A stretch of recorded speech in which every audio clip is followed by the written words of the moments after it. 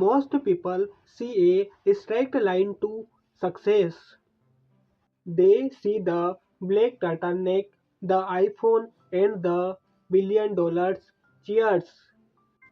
But if you went to touch the heart of Steve Jobs' legacy, you have a look at the moment he was losing. In America, we are obsessed with winning. But Steve thought the something better, the grace of being fired. Imagine being 30 years old.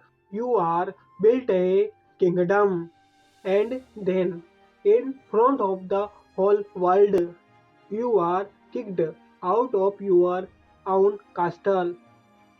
Most people would call that the end.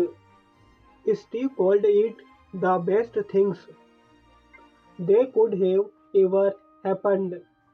It freed him from the weight of being successful.